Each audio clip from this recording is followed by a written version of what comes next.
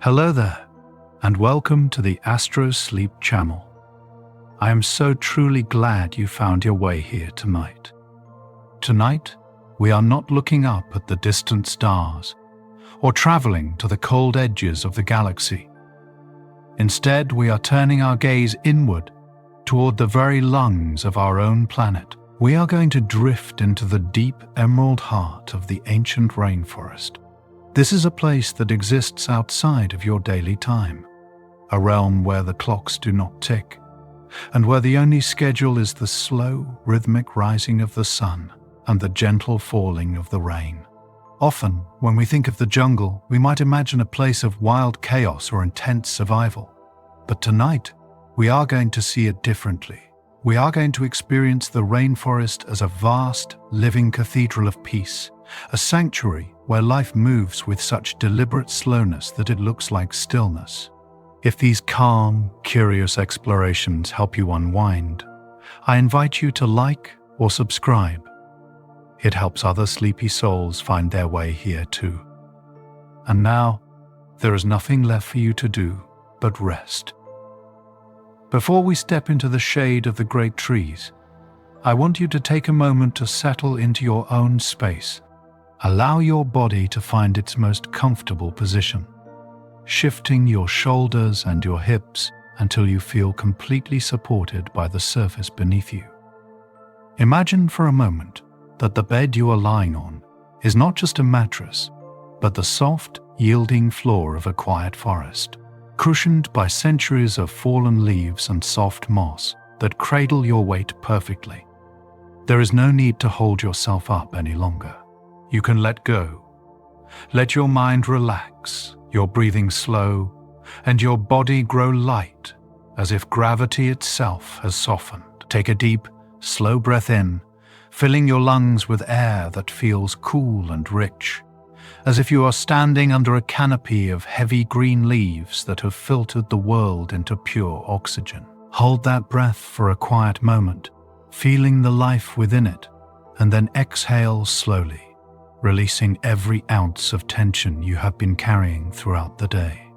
Let the air leave your body like a gentle breeze passing through the branches, taking with it any worry, any stress, and any thought that does not serve your rest.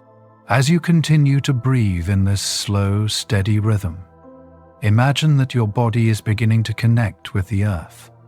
Just like the ancient trees we are about to visit, feel a sensation of heaviness spreading down through your legs, past your ankles, and into your feet. It is a pleasant heaviness, a feeling of being grounded and secure. Imagine that your feet are extending roots deep into the ground, anchoring you safely in this moment of rest. You are not floating away. You are held, you are stable, and you are part of a much larger, slower world. Let this wave of relaxation travel upward. Feel the muscles in your calves and your thighs unclench and smooth out, just like the smooth bark of a mahogany tree. Let your hips sink deeper, feeling heavy and relaxed. Allow your hands to rest gently, your fingers uncurling naturally, like fern fronds in the evening air. There is no need to grasp anything. No need to hold on to any tasks or lists. The day is done. The work is finished. Feel the relaxation move into your chest and your heart. Imagine your heart beating in a slow, calm rhythm, syncing with the slow pulse of the forest. The forest breathes, and you breathe with it, in and out, expanding and releasing. Let your shoulders drop away from your ears, melting down as if they are made of warm wax. The burden of gravity feels less intense here, under the imaginary canopy. Finally, let this soothing sensation wash over your face, smooth out your forehead, release the tiny muscles around your eyes, and unclench your jaw. Let your tongue rest loosely in your mouth. Your face is as still as a calm pool of water hidden deep within the undergrowth, undisturbed by the wind. Your eyes are heavy, and it feels so good to simply let them close, shutting out the bright lights of the waking world to embrace the velvety, cooling darkness. You are safe here. You are protected by layers of green, by miles of quiet wilderness that wraps around you like a thick, comforting blanket. In this place, silence is not empty. It is full of presence. It is a silence that has been crafted over millions of years, a silence that understands the need for rest. We are about to begin our journey. We will wander through the layers of the forest, from the sun-drenched heights of the emergent trees down to the dark, rich soil where everything begins. We will witness the slow dance of nature, the way water moves through the air, and the way the trees speak to one another in whispers we cannot hear. We will see that even in the wildest places, there is a profound order and a deep, abiding calm. The forest is waiting for you. The ancient gates are open. The air is warm and humid, smelling of rain and earth. Let us step forward, gently and quietly, into the breath of the ancient rainforest. There are trees in the rainforest that do not simply grow. They ascend. In the dense, competitive world of the jungle, where millions of plants fight for a single beam of sunlight, a select few have evolved to escape the struggle entirely. These are the emergent trees, the titans of the forest that rise continuously until they break through the thick, green ceiling of the canopy below, while the rest of the forest lives in a permanent, dappled twilight. These giants stretch upward of 200 feet, pushing their crowns into the open, unobstructed sky. Botanists understand that this incredible height is a survival strategy, a desperate and patient reach for the energy of the sun.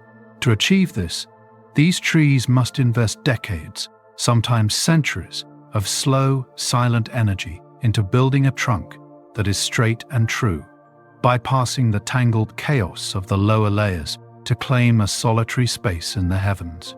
They are the outliers, the ones who refuse to stop growing when they reach the ceiling, choosing instead to pierce through the veil and live in a world of their own making. In the eye of the mind, they look like green islands floating in a sea of mist. Imagine standing on the highest branch of a kapok tree, looking down at the forest below. From this height, the jungle is not a collection of individual trees, but a rolling, uneven ocean of emerald waves that stretches to the horizon.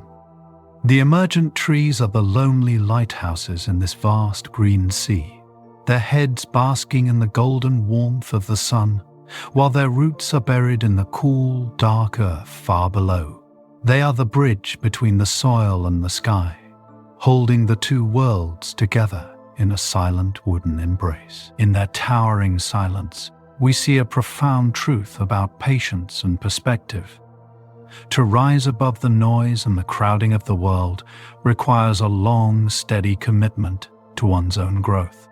It reminds us that sometimes, to find clarity and light, we must be willing to grow slowly, to endure the shadows for a time, so that we may eventually break through to a place where the air is clear and the view is limitless. The forest holds these giants in place with a feat of natural engineering that defies simple explanation.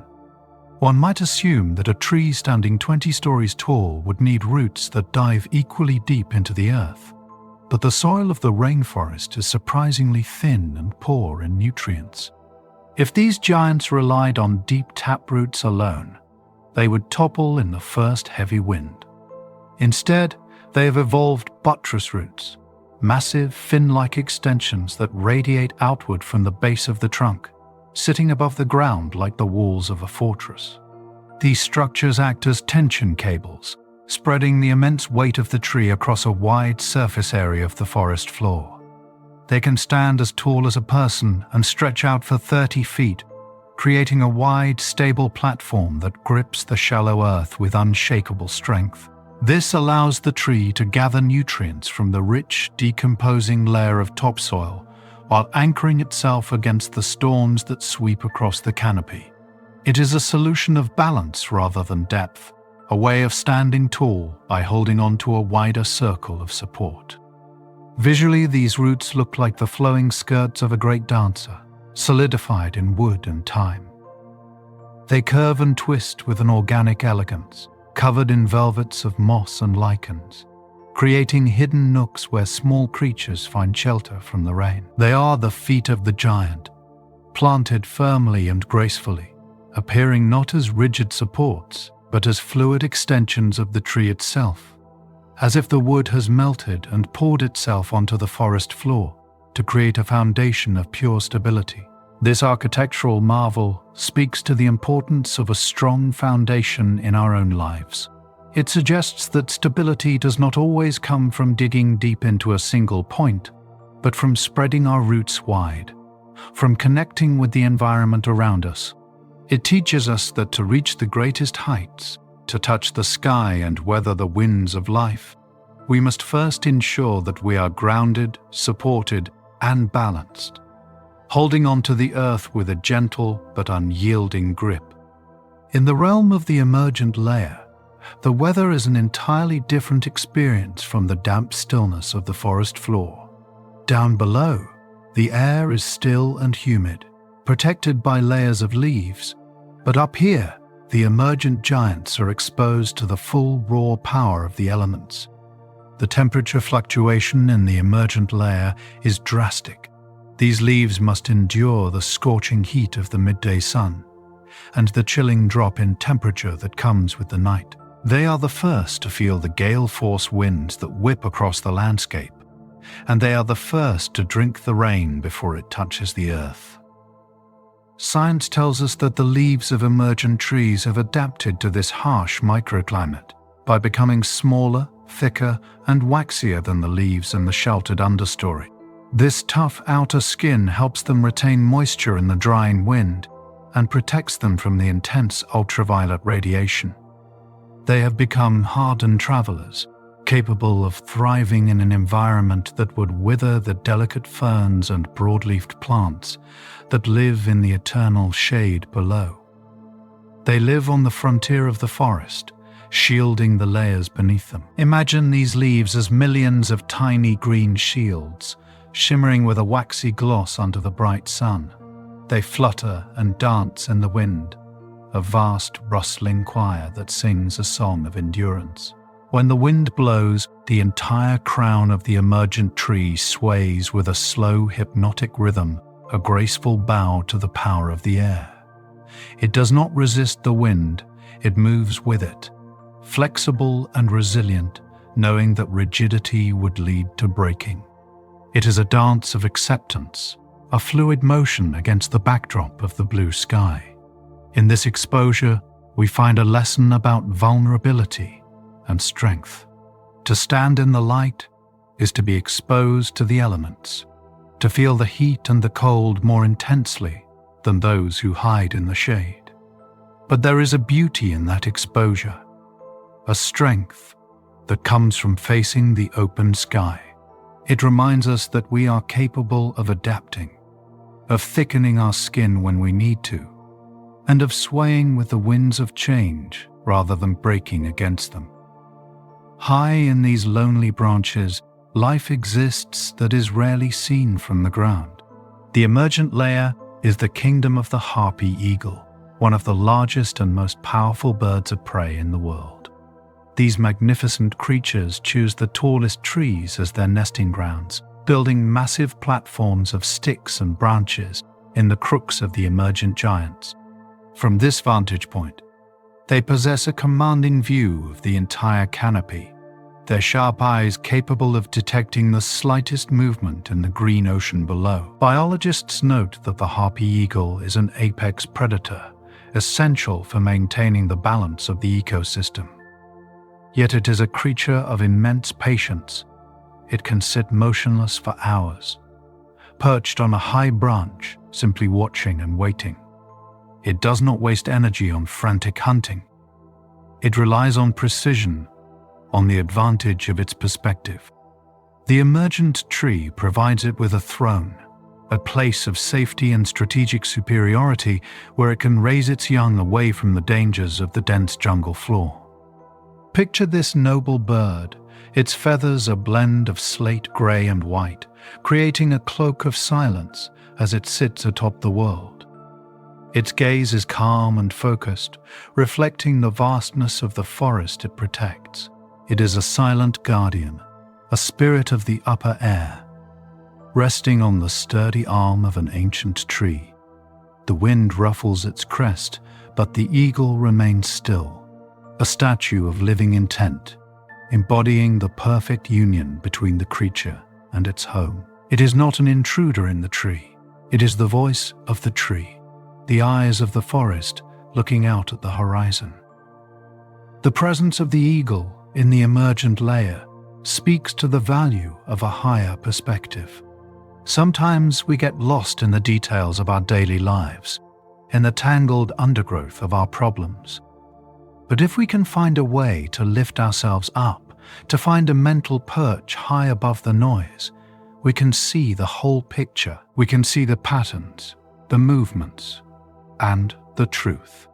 Like the eagle, we can find peace in simply watching, in knowing that we are safe above the fray, observing the world with a quiet, detached wisdom. There is a unique rhythm to the life of the emergent trees, a seasonal cycle that differs from the evergreen consistency of the layers below. Some emergent species, like the great ceiba or kapok tree, are deciduous, meaning they shed their leaves during the dry season, while the rest of the rainforest remains lush and green.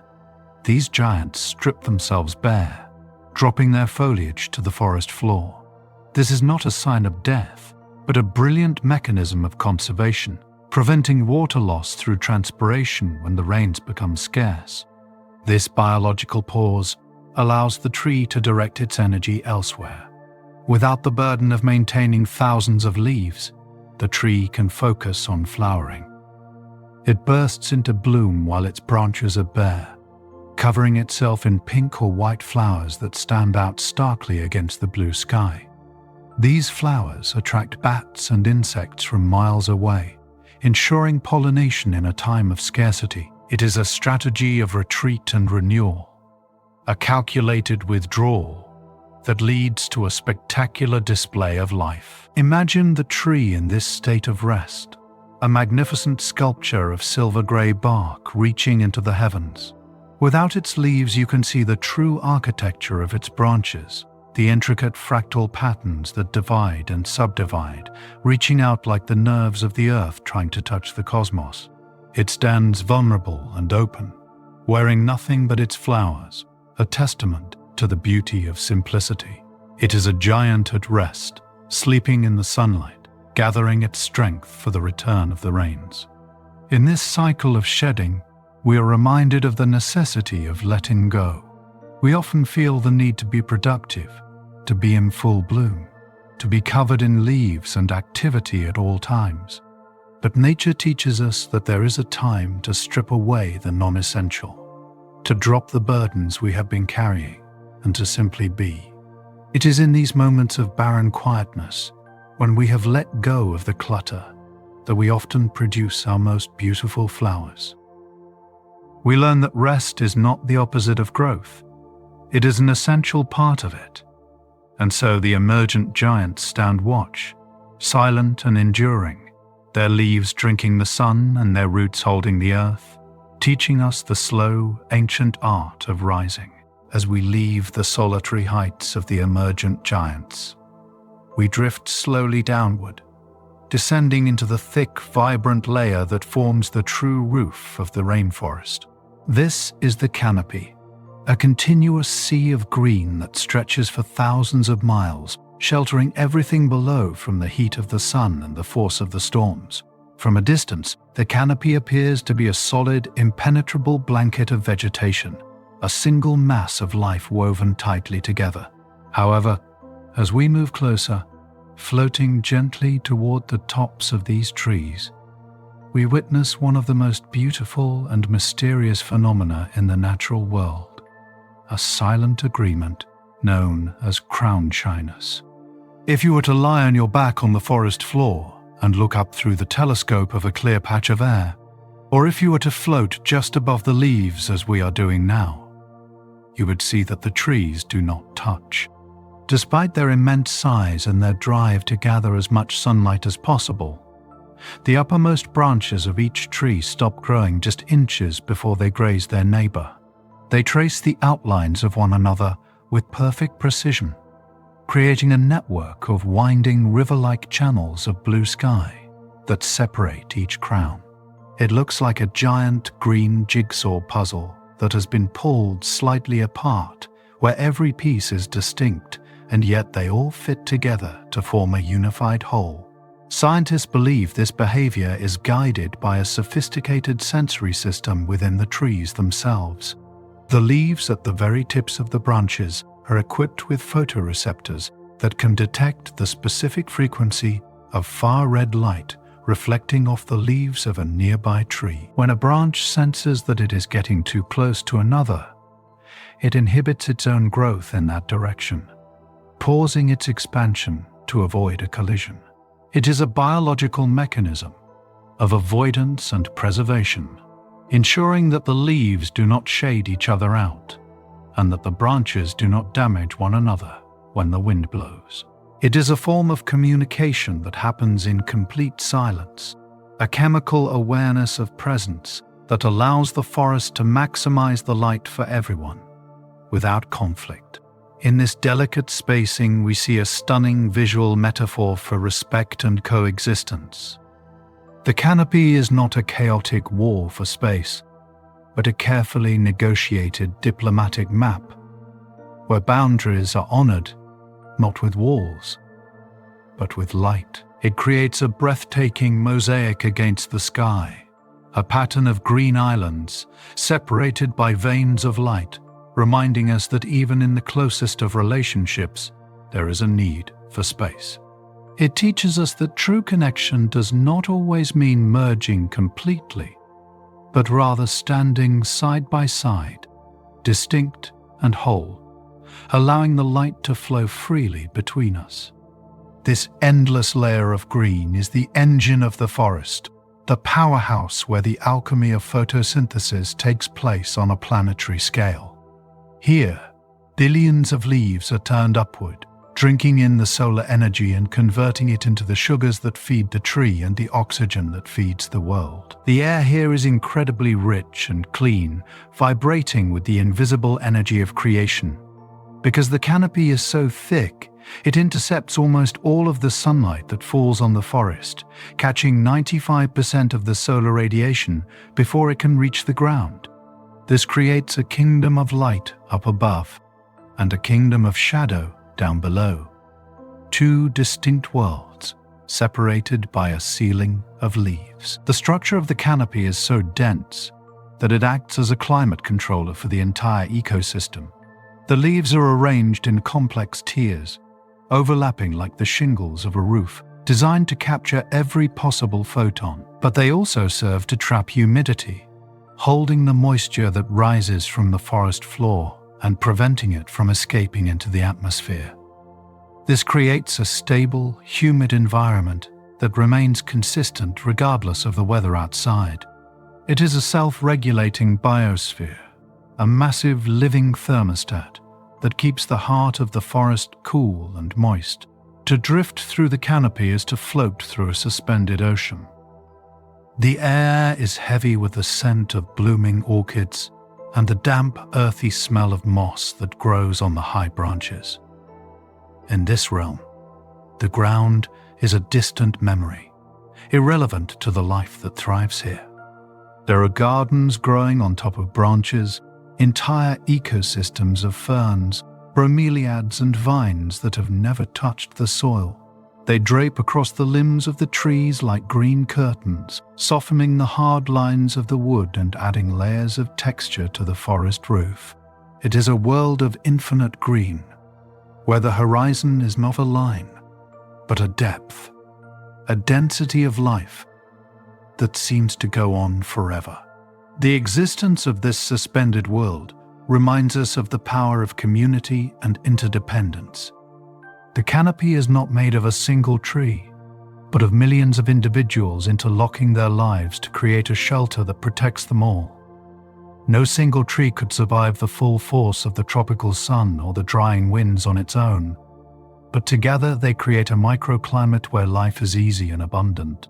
It is a testament to the strength that comes from weaving our lives together, from creating a shared covering that shields us from the harshness of the open sky. As the day passes, the gaps of the crown Shyness perform a slow, shifting dance.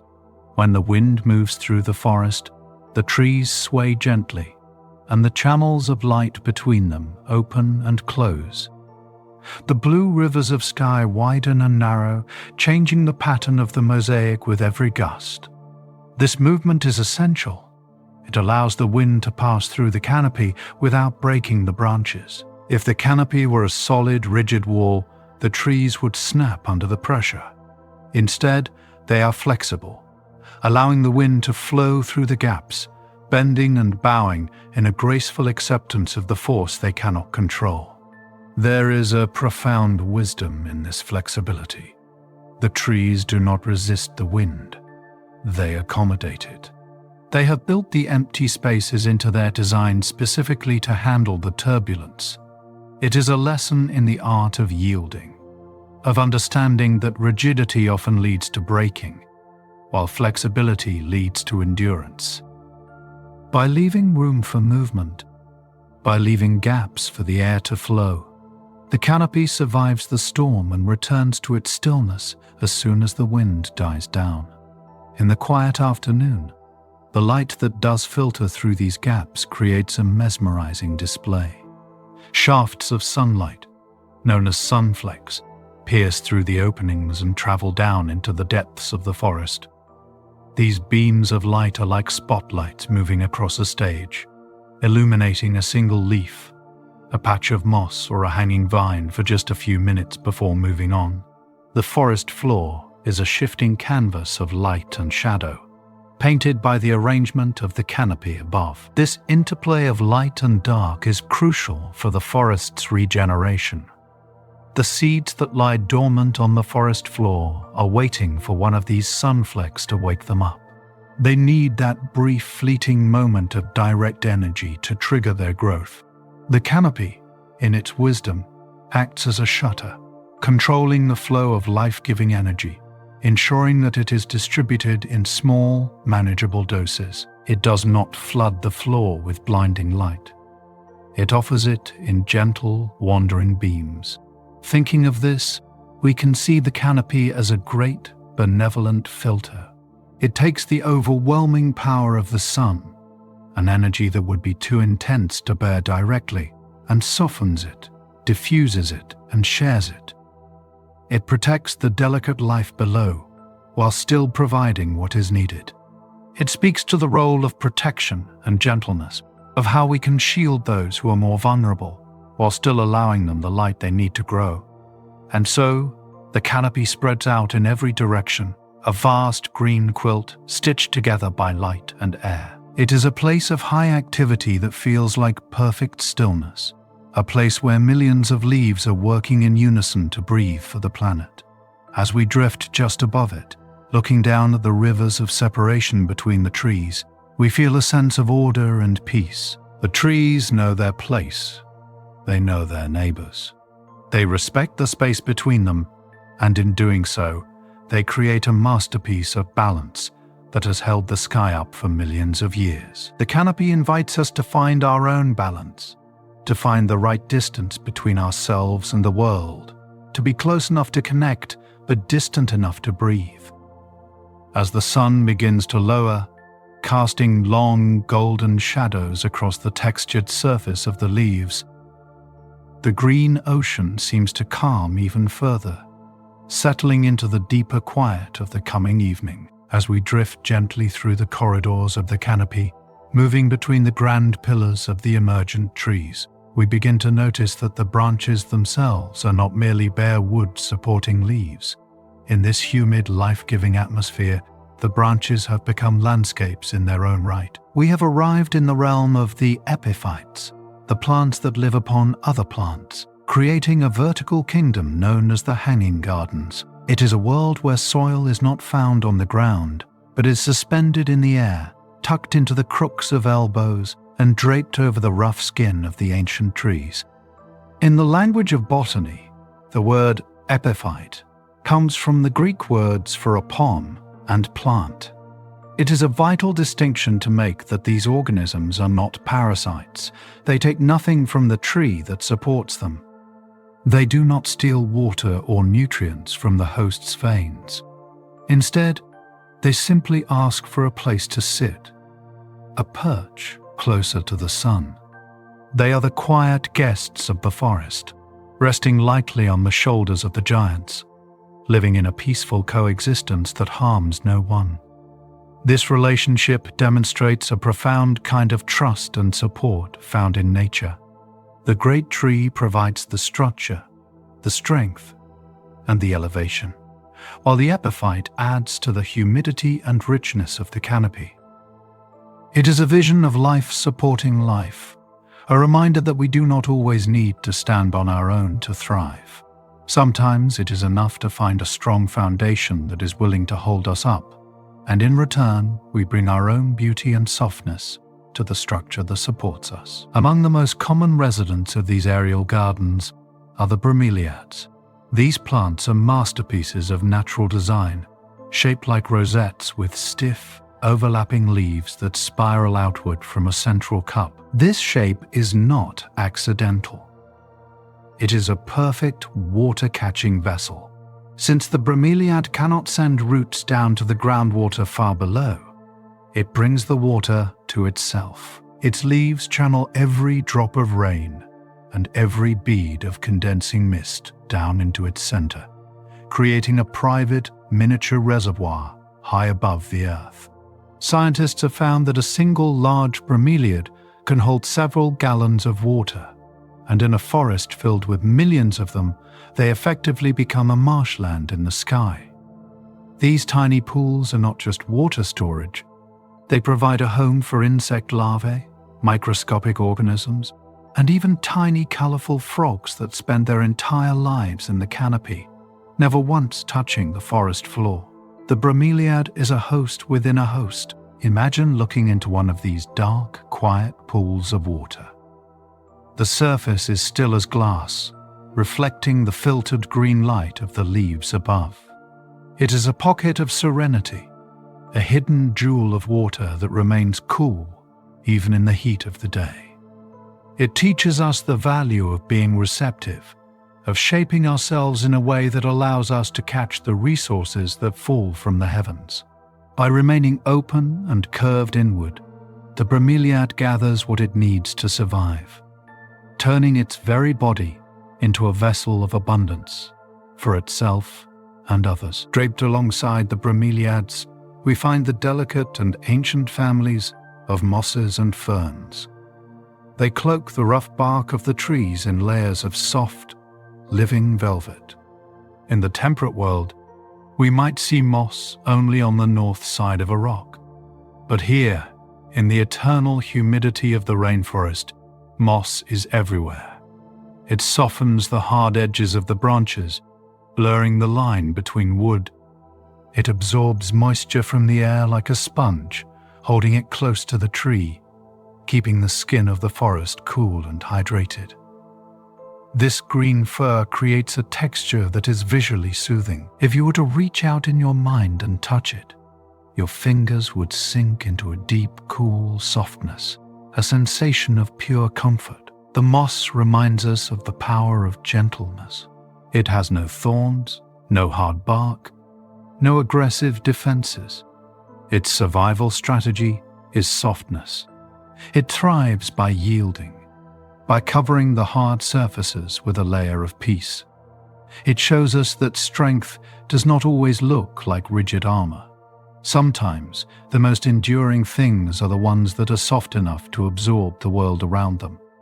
Hanging from these mossy branches are the orchids, the crown jewels of the hanging gardens. The rainforest is home to thousands of species of orchids, each one more intricate and specialized than the last. Unlike plants that root in the heavy soil, the roots of an epiphytic orchid are exposed to the air. They are covered in a spongy white tissue called velamen, which allows them to absorb moisture directly from the humidity in the breeze. They are literally drinking the air, subsisting on the breath of the forest. The flowers of the orchid are a marvel of evolution, designed with specific shapes and colors to attract very specific pollinators. Some look like bees, some smell like fruit, and some have petals that trail down for feet like ribbons of silk. They hang in the stillness, adding splashes of violet, white, and gold to the overwhelming green canvas. They are fragile, yet resilient, delicate blooms that have conquered the harshest environment by adapting to the unique opportunities of the canopy. In the presence of the orchid, we see the beauty of adaptation. These flowers do not fight the fact that they have no soil. They embrace it. They have transformed their lack of ground into a freedom of flight. They teach us that even if we do not have the traditional foundations that others have, even if we feel unmoored or suspended, we can still bloom. We can find nourishment in the invisible, in the atmosphere around us, and create something of rare and exquisite beauty. Connecting all these islands of vegetation are the lianas, the woody vines that drape through the forest like the rigging of a great sailing ship. These vines begin life on the forest floor, but they are not content to stay there. They seek the light. They spiral up the trunks of the trees, looping and twisting until they reach the canopy, where they spread out, tying the tops of the trees together. These vines are the highways of the canopy. They provide bridges for ants, monkeys, and other creatures to travel from tree to tree, without ever descending. They bind the forest together, physically linking the emergent giants to the understory. In a strong wind, the lianas act as cables, distributing the force of the gale across multiple trees, helping the forest stand strong as a collective unit. Visually, the lianas add a sense of ancient mystery to the scene. Their twisted, spiraling forms look like calligraphy written in wood, telling the story of a slow, century-long climb toward the sun. They remind us of the journey of growth, the winding, non-linear path we often take to reach our goals. They show us that the path is not always straight, and that is okay. The loops and the twists are part of the structure, part of the strength that holds everything together. As we drift deeper into this hanging garden, we notice the air is filled with a fine, glittering mist. The plants here are not just passive residents, they are active participants in the water cycle. Through a process called transpiration, they release water vapor back into the air, contributing to the clouds that hang over the mountains. The hanging gardens are breathing, exhaling moisture that will eventually fall again as rain. It is a closed loop of generosity. The rain falls, the plants catch it, the plants breathe it out, and the clouds form again. Nothing is wasted. Every drop of water is cherished, held, and passed on. This cycle creates a sense of infinite abundance, a feeling that there is always enough. In this environment, we can let go of the scarcity mindset that often plagues our waking thoughts. Here, nature provides. The cup of the bromeliad is always refilled. The roots of the orchid always find moisture. The moss is always green. The hanging gardens also serve as a filter for the forest air. As the breeze passes through the dense mats of moss and ferns, dust and particles are trapped, and the air is scrubbed clean. This is why the air here feels so crisp and revitalizing. It has been purified by millions of tiny leaves. Breathing it in, even in your imagination, helps to clear the mind. It is oxygen in its purest form, crafted by the patient work of the quietest plants. There is a distinct stillness in this suspended world.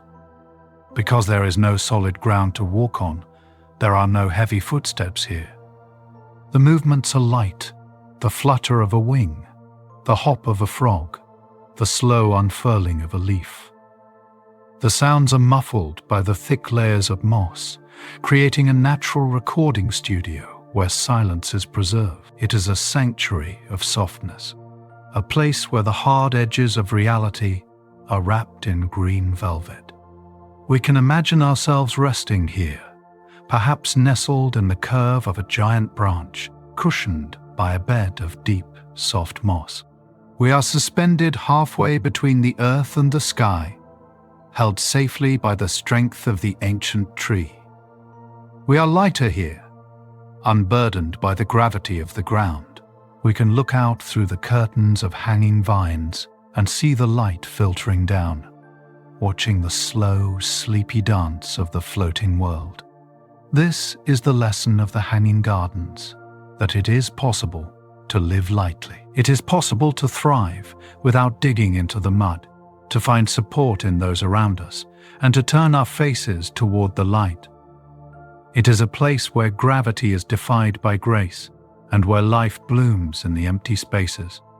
As we prepare to move on, we take with us the feeling of weightlessness, the knowledge that we too can be held, that we too can find water in the air and beauty in the suspension. The garden does not need to touch the ground to be real. It only needs to be anchored in peace. Floating away from the hanging gardens, we find ourselves drifting into the very air itself, which in the rainforest is not merely empty space, but a living, breathing ocean of moisture. We have entered the domain of the water cycle, the eternal rhythmic heartbeat that pumps life through every vein of this ecosystem. While we often think of rivers as winding paths of blue water carving through the soil, scientists have discovered that the largest rivers in the rainforest actually flow invisibly above our heads. These are known as flying rivers, colossal currents of vapor that carry more water than the Amazon River itself, moving silently across the sky to feed the continent. This phenomenon is created by the trees themselves in a collective act of exhalation, through the microscopic pores on their leaves known as stomata. Billions of trees release water vapor into the atmosphere every single day, a process called transpiration. It is as if the forest is sweating, cooling itself down and releasing moisture that gathers into vast invisible clouds that travel on the wind.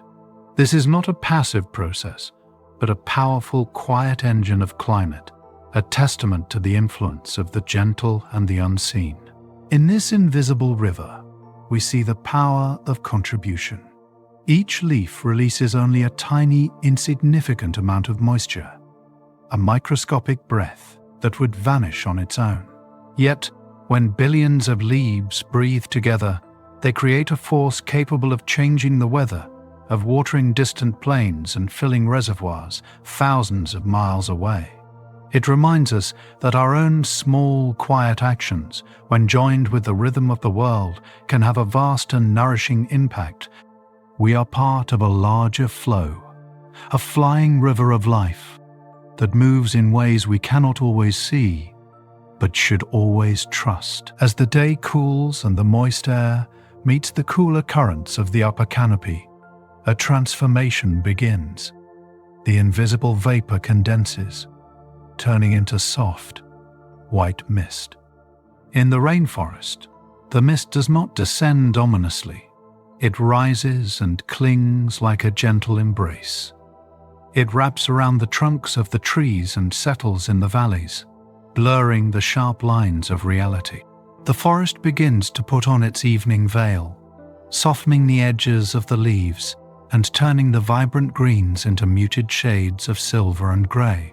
This mist creates a world of intimacy and solitude.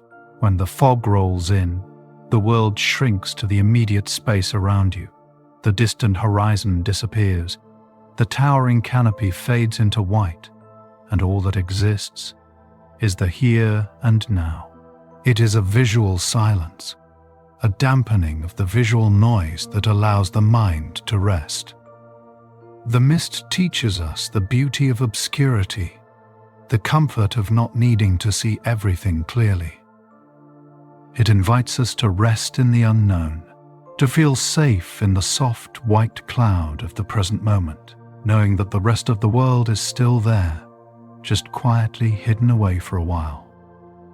And then the sound begins. It starts as a whisper, a soft rustling in the high branches as the first drops begin to fall. In the rainforest, rain is not a chaotic storm or a violent event. It is the most natural, consistent, and comforting sound in existence. It is the voice of the forest. The rain here is warm and vertical, falling in straight, heavy lines that connect the sky to the earth. Because the canopy is so thick, the rain does not hit the ground immediately.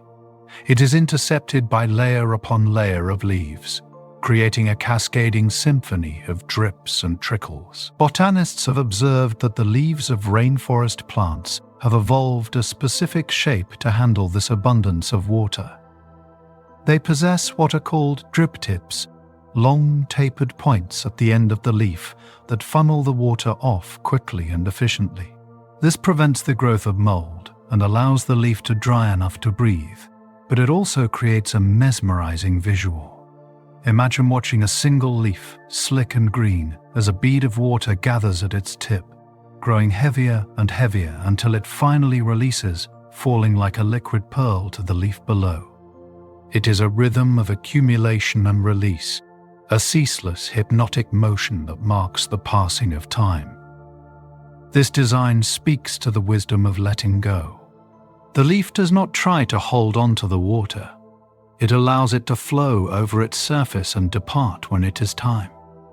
It understands that to remain healthy it must allow the flow to continue, to let the water pass through it rather than hoarding it. It is a gentle instruction to our own minds to let our thoughts and worries flow like the rain, acknowledging them, feeling them, and then letting them slide off the tip of our consciousness, falling away into the earth to be recycled.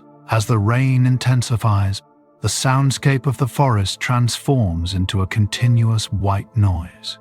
It is a rich, multi-layered texture of sound, the high-pitched patter on the broad leaves of the canopy, the deeper, hollow drumming on the trunks, and the soft, muffled splash as drops hit the mossy floor. This sound is profoundly relaxing to the human nervous system, because it is a signal of safety. In our ancient past, the sound of heavy rain meant that predators would not be hunting, that it was time to seek shelter and rest. It is a biological lullaby, a permission slip from nature to close your eyes and do nothing. Imagine yourself safely sheltered in a dry, cozy nook at the base of a great tree, wrapped in a warm blanket, listening to this concert. The rain creates a curtain around you, a wall of water that separates you from the demands of the world. Inside this curtain, everything is dry, warm, and still. The rain washes away the dust, the heat, and the tension of the day, leaving the air smelling of ozone and wet earth, a scent known as petrichor, the perfume of the earth thanking the sky. This cleansing is not just physical. The rain creates a boundary, a do not disturb sign placed upon the world. It drowns out the chatter of the mind, replacing the jagged thoughts of the day with a smooth, consistent static. It suggests that everything is being washed clean, that the slate is being wiped fresh. Under the cover of the rain, the forest resets itself, and you can reset yourself too. You can dissolve into the sound, letting the rhythmic drumming tap away the tightness in your muscles, drop by drop. The water that falls does not stay on the surface. It begins its slow downward journey, seeping into the thick carpet of decaying leaves and plunging into the soil. The rainforest floor acts as a giant sponge, absorbing the rainfall with a deep, satisfying thirst. This is the recharge, the moment of deep nourishment, The water moves through the pores of the soil, reaching the vast network of roots that wait below. It is a reunion of elements, the sky meeting the earth in the dark quiet of the underground. In this absorption, we find the meaning of acceptance. The earth receives the rain without resistance. It opens itself to the nourishment, drinking deep to sustain the life it holds. It reminds us that rest is a form of receiving. Just as the soil drinks the rain, we must allow ourselves to drink in rest. We must allow ourselves to be porous, to soak up the quiet and the stillness, letting it penetrate deep into the roots of our being. We cannot pour from an empty cup. We must take the time to be refilled, to let the rain of relaxation saturate our spirits. The water that is not absorbed gathers into tiny rivulets, flowing over the mossy roots and finding its way to the small streams that vein the forest floor. These streams move slowly, their waters dark with tannins from the leaves, looking like flowing tea or liquid amber. They do not rush. They meander, taking the path of least resistance, curving around rocks and fallen logs. They are in no hurry to reach the ocean. They are content to simply flow, to be part of the slow circulation of the forest. Watching these dark, quiet streams in our mind's eye, we are reminded of the ease of allowing things to unfold naturally. The water does not struggle against the obstacles in its path. It simply flows around them. It is soft, fluid, and yielding, yet it carves canyons over time. It teaches us the strength of softness, the power of persistence without force. It invites us to release our need to control the direction of the current and instead to float along with it, trusting that the stream knows where it is going. As the rain begins to lighten, turning from a steady pour into a gentle drizzle, the forest exhales a visible sigh. Steam rises from the warm bark of the trees, dancing like spirits in the fading light. The air is now 100% humidity, thick and embracing. It feels like a warm bath, wrapping the skin in moisture. The colors of the forest are saturated and deep. The greens are greener, the browns are richer. The world feels polished, renewed, and incredibly alive in its stillness. The cycle is complete, yet it never truly ends. The water that has fallen will be drunk by the roots, pulled up through the trunk, and released again by the leaves to form new clouds. It is an eternal loop of giving and receiving, a perfect circle of balance. There is no beginning and no end, only the rhythm. Resting in this knowledge, we feel a deep sense of continuity. We are part of a universe that knows how to sustain itself, that knows how to heal and replenish. We can trust the cycle. We can trust the rain. We can trust the rest. And now, as the last few drops fall with slow, deliberate spacing, drip, drip, drip, the forest settles into a deeper silence than before. The white noise fades, leaving behind a profound sense of peace, a feeling that the world has been washed clean and is now ready to sleep. As the mist clears and the last echoes of the rain fade into the soil, we allow ourselves to sink deeper, drifting down past the tangled vines and the hanging gardens, entering the space between the canopy and the ground. We have arrived in the Understory, a realm of perpetual twilight and profound stillness. If the Canopy is the bustling city of the forest, bathed in sunlight and wind, the Understory is its quiet library, a sanctuary where time seems to slow down and stretch out. Here the thick roof of leaves above blocks out nearly all of the direct sun, allowing only small, flecked percentages of light to filter through. It is a world of deep, emerald shadows, cool and dim, like the interior of an ancient cathedral lit only by stained glass. In this low-light environment, The plants have evolved into masters of efficiency and patience. Science tells us that while the trees above race for the sky, the plants down here have adapted to live on the bare minimum, to capture the faint, diffused light that trickles down. They have developed massive leaves, far larger than those found in the sun-drenched layers above. You can see giant palms and ferns with fronds that span several feet, spreading out wide and flat like open hands, angled perfectly to catch every stray photon that falls their way. They are natural solar panels of the most sensitive kind, dark green and velvety. Visually, these broad, dark leaves create a landscape of lush, heavy softness. They do not flutter frantically in the wind because, down here, there is almost no wind at all. The air in the understory is heavy and still, protected by the dense vegetation on all sides. It hangs motionless, thick with the scent of damp earth and the perfume of rare, slow-blooming flowers. To be here is to be held in a pocket of absolute calm, shielded from the storms and the heat of the outside world. It reminds us of the comfort of a quiet room, of drawing the curtains and finding peace in the dimness.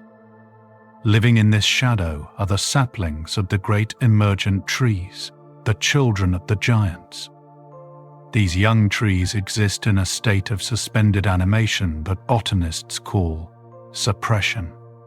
Because there is not enough light for them to grow rapidly, they enter a long period of dormancy, staying small and thin for decades.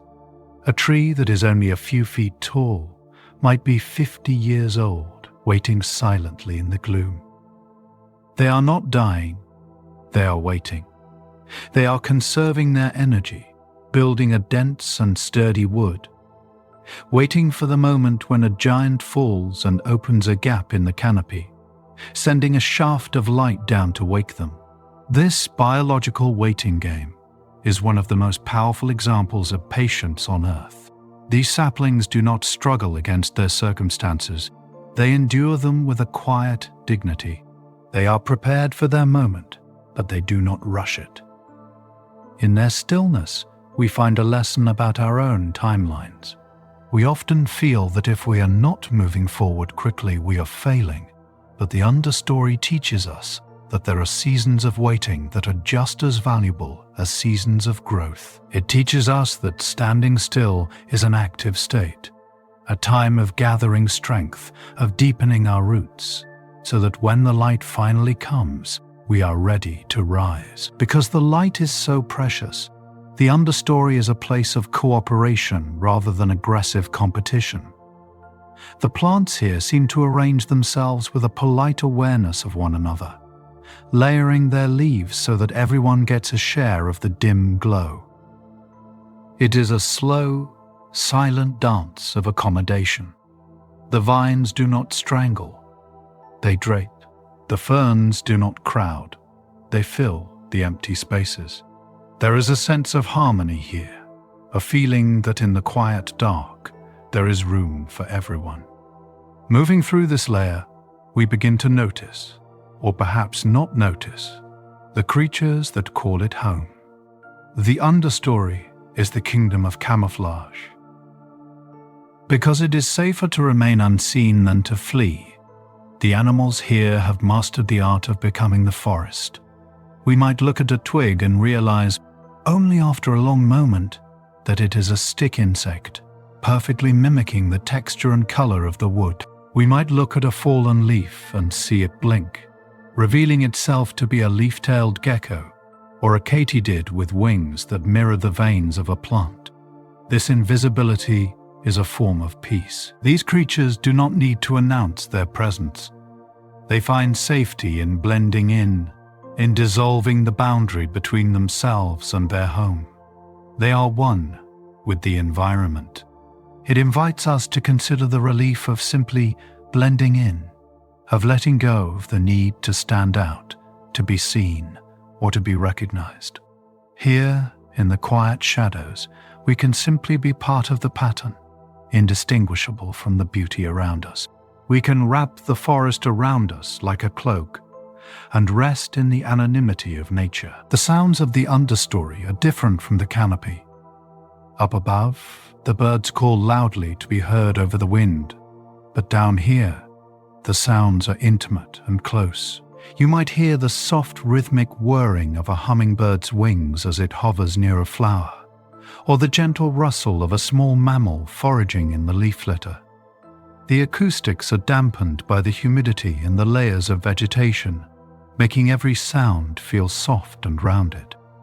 It is a hushed environment, like a library or a nursery, where whispers carry further than shouts.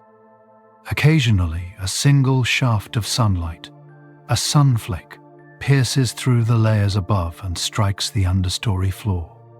In the dimness, this beam of light looks solid, a pillar of gold filled with dancing dust motes. Where it lands, the colors ignite. A patch of moss turns neon green. A red flower glows like a ruby in the dark. These moments of illumination are fleeting, lasting only a few minutes as the sun moves across the sky, but they are enough. The plants drink in this brief burst of energy with gratitude. These sunflecks remind us to cherish the small moments of joy and clarity that puncture our daily routines. We do not need to live in the spotlight constantly to be happy. Sometimes a brief, warm touch of light is enough to sustain us. It teaches us to be present, to be ready to catch the light when it falls, and to hold the warmth of it even after it has moved on. The understory does not mourn the return of the shadow. It rests in it, remembering the light. The air here is also rich with invisible signals. The plants are constantly communicating with one another through chemical scents known as pheromones. If a plant is touched or nibbled, it releases a faint perfume that drifts through the still air, warning its neighbors to bolster their defenses. It is a silent language of care, a community looking out for one another without a word being spoken. Even in the deepest isolation of the shade, no tree is truly alone. They are connected by the air they breathe. As we drift deeper into this green twilight, we feel a heaviness leaving our own bodies. The understory demands nothing of us. It does not ask us to climb. It does not ask us to fly. It only asks us to drift, to float in the space between. The darkness here is not scary. It is velvety and cooling. It is the color of rest. It soothes the eyes that have looked at too many screens, too many bright lights. It invites the eyelids to grow heavy, to mimic the drooping leaves of the sleeping plants. There is a timeless quality to this layer of the rainforest. While the canopy changes with the wind and the weather, the understory remains largely the same, day after day, year after year. It is a stable, constant world. To be here is to step out of the frantic ticking of the clock and into the deep time of the earth. We are surrounded by plants that have looked exactly this way for millions of years, ancient ferns and cycads that watched the dinosaurs pass by. They are the elders of the world, standing still in their wisdom, breathing slowly in the dark. In the presence of such ancient stillness, our own worries feel small and temporary. The forest has seen it all, and it has remained calm. It absorbs the history of the world and turns it into green leaves. We can hand our anxieties over to the understory. The giant leaves will catch them, the shadows will hide them, and the silence will heal them. And so, we linger here for a moment longer, suspended in the cool, dim air, feeling the profound patience of the trees that wait. We breathe in the stillness, letting it fill our lungs and slow our hearts. We are safe in the middle, held between the sky and the earth, wrapped in the comforting embrace of the quiet green dark. Drifting through the mid-layers of the rainforest, where the light is dappled and the air is warm, we encounter the undisputed monarchs of this quiet kingdom. They are not the loud jaguars or the swift eagles, but the gentle solitary figures hanging beneath the branches, the sloths. In a world that often prizes speed and efficiency, the sloth is a radical rebellion, a living testament to the power of taking one's time.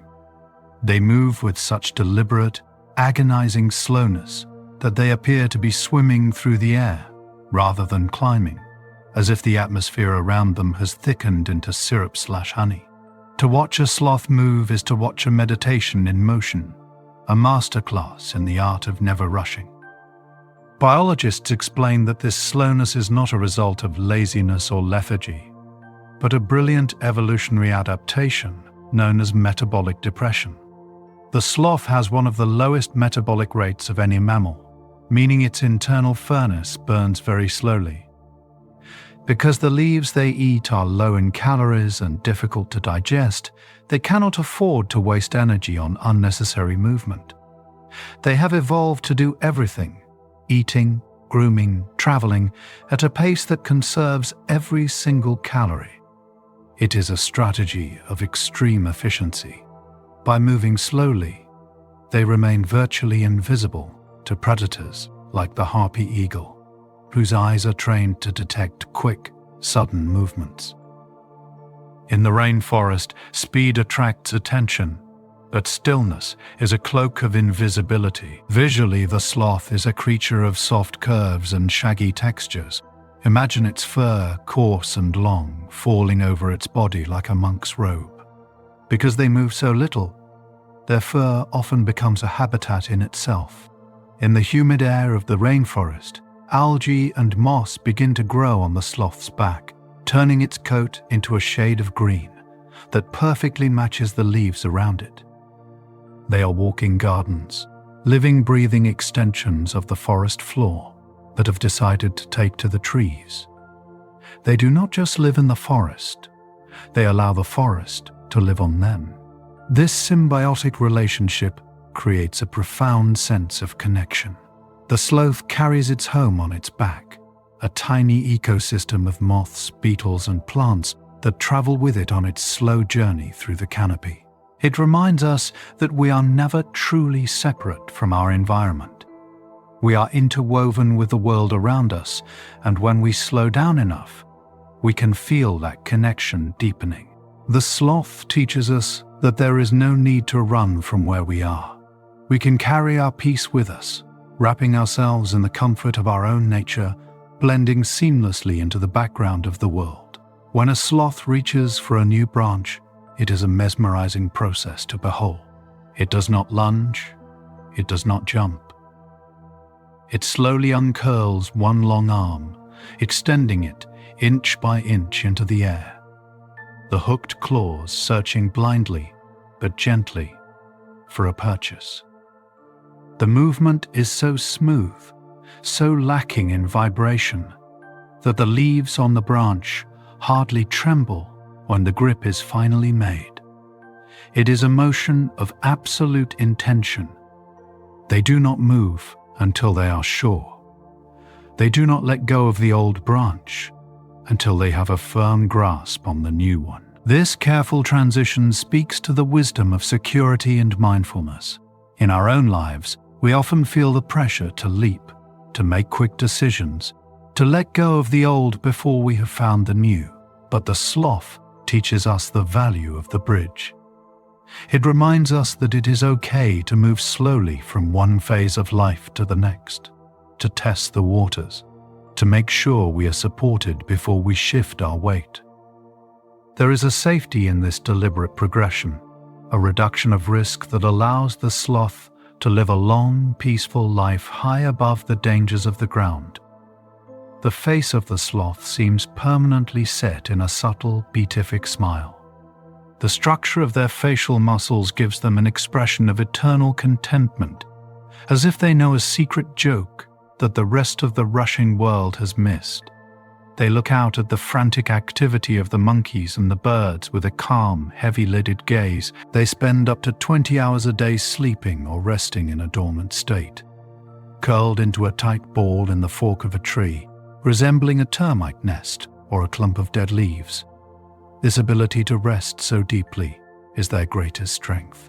They do not apologize for their need to sleep. They prioritize it above all else.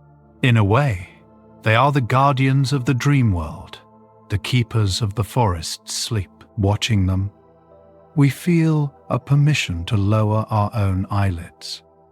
We realize that rest is not a waste of time. It is a vital state of being. The sloth does not worry about what it is missing while it sleeps. It trusts that the forest will still be there when it wakes up. It trusts that the leaves will still be green and the sun will still rise. The anatomy of the sloth is designed for hanging without effort. Their curved claws act like hooks that lock into place over a branch. Unlike humans who need to exert muscle power to hold on, the sloth's grip is passive. Their tendons are arranged so that the weight of their body actually tightens the grip. They can hang upside down while completely asleep, using zero energy to stay aloft. Gravity, which pulls us down, actually holds them in place. This is a beautiful inversion of how we usually think about effort. We often believe that holding on requires strength, tension, and struggle. But the sloth shows us that it is possible to hold on by relaxing. It is possible to design our lives in such a way that gravity, the natural forces of the world, supports us.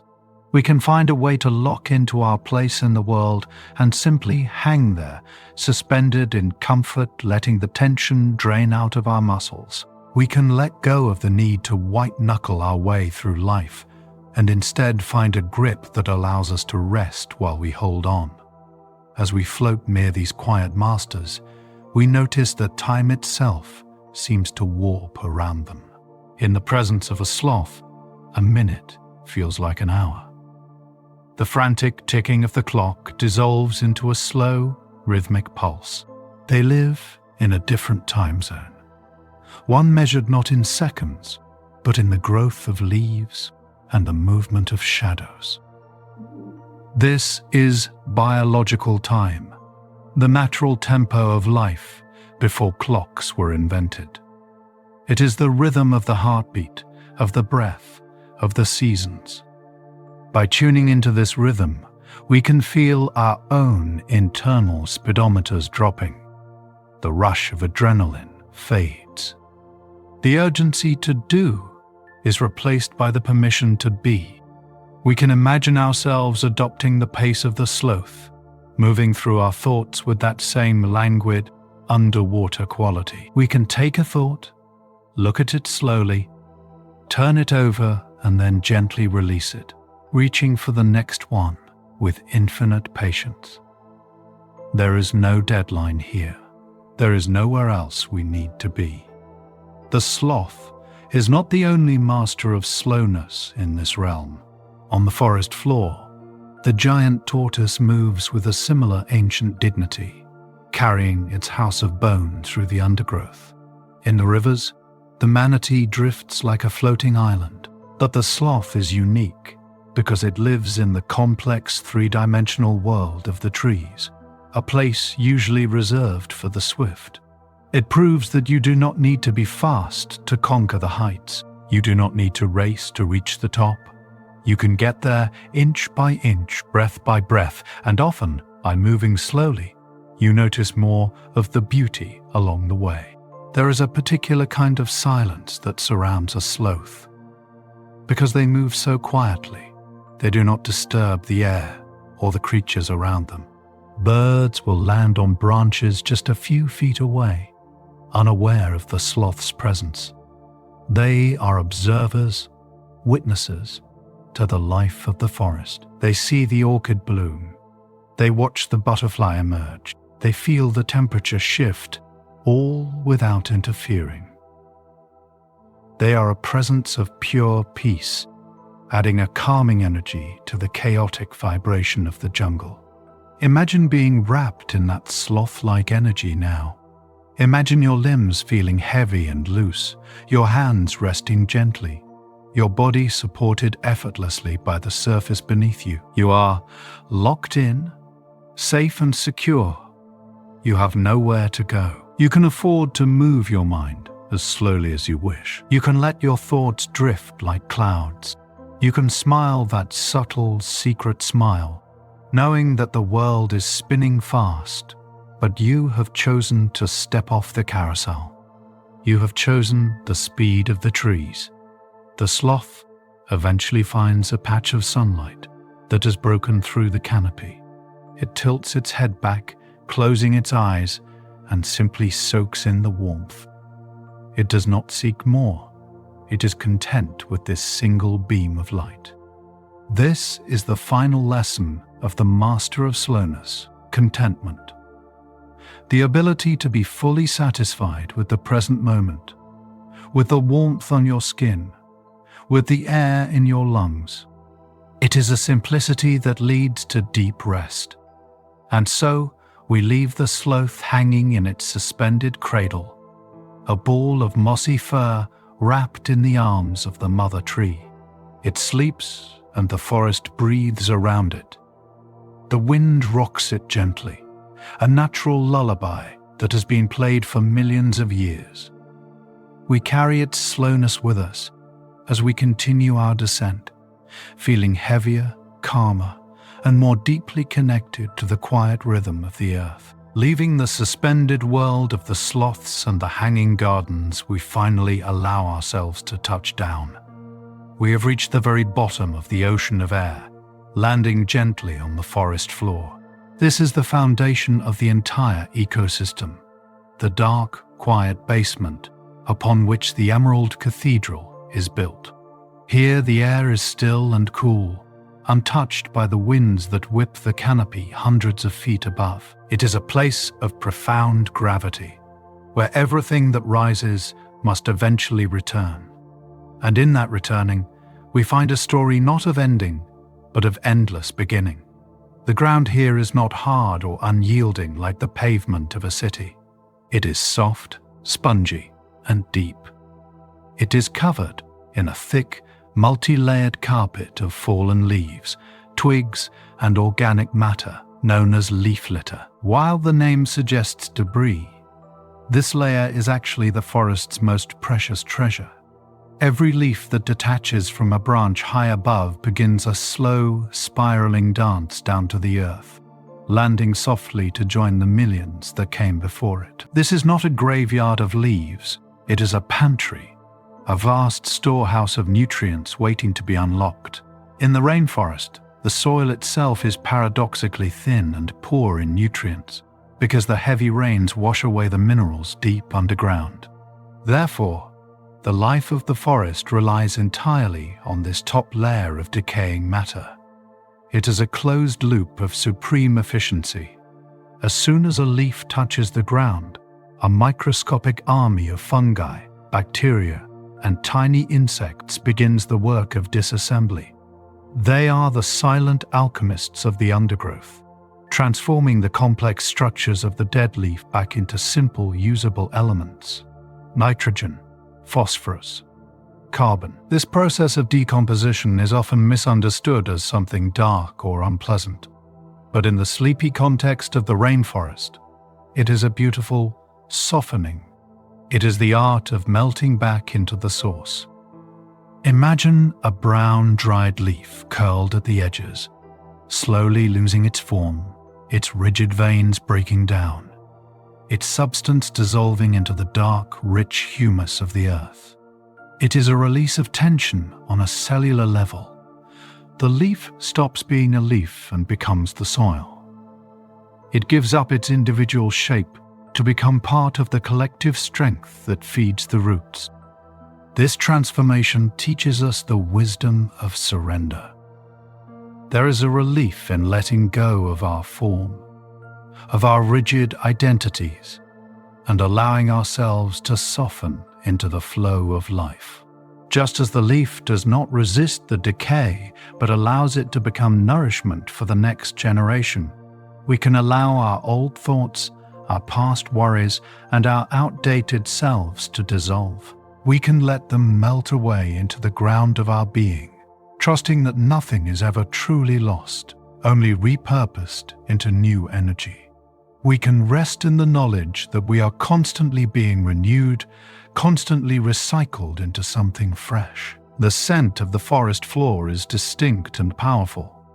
It is the smell of petrichor and geosmin, a rich, musky, earthy perfume that is produced by the bacteria in the soil when they are active. It is a scent that speaks to our deepest, most primitive memories. When we breathe it in, even in our imagination, it triggers a physiological relaxation response. It smells like home. It smells like safety. It is the aroma of life creating life, a dark, sweet fragrance that grounds us instantly. Breathing in this earthy air, we feel a sense of heavy comfort. It is the smell of stability. In a world that is often airy, digital, and abstract, the forest floor offers us something concrete. It reminds us that we are physical beings, creatures of the earth. We belong to the ground. We can imagine lying down on this soft bed of leaves, feeling the coolness seep into our backs, feeling the solid support of the planet beneath us. There is no need to hold ourselves up here. The earth is capable of holding infinite weight. We can completely release our muscles, letting our heavy limbs sink into the softness of the leaf litter. Navigating this dim landscape, we see that the forest floor is not empty. It is traversed by the roots of the giant trees. Because the nutrients are all in the top few inches of the soil, the trees do not send their roots down deep. They send them out wide. We see massive, snake-like roots winding over the surface of the ground, crossing over one another, creating a tangled, wooden net that holds the soil in place. These surface roots are like the veins on the back of a hand, visible and pulsing with the flow of water and minerals. This architectural choice, to spread wide rather than dig deep, is a lesson in connection. The trees survive because they cast their nets wide, interlocking with their neighbors. They hold onto the earth by holding onto each other.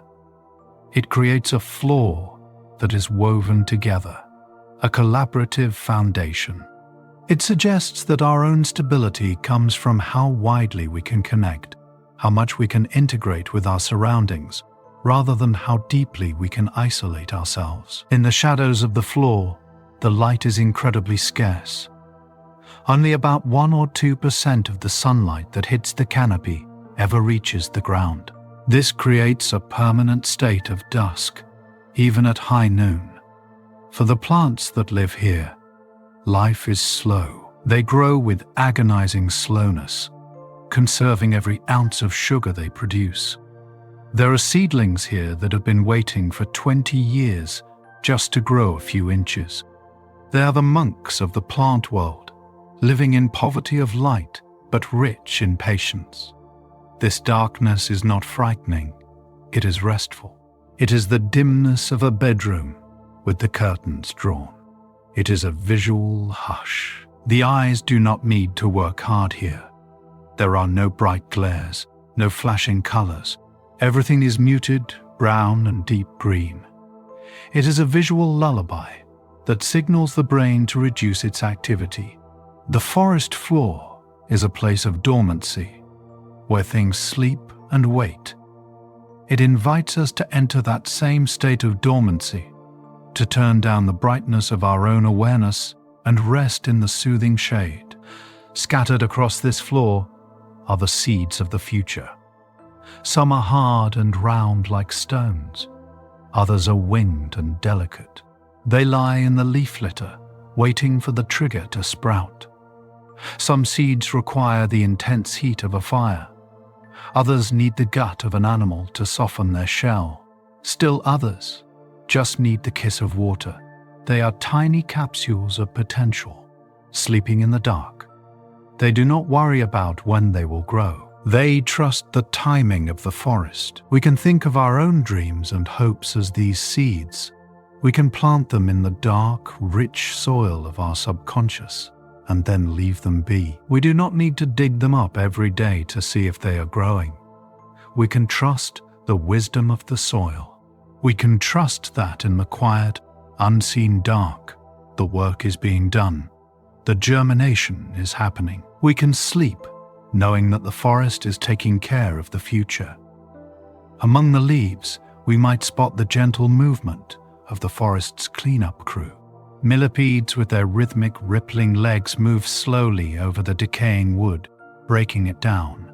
Beetles with iridescent shells navigate the terrain like tiny, jewel-encrusted tanks. These creatures are not pests. They are the caretakers. They are the ones who ensure that nothing stagnates, that the cycle continues.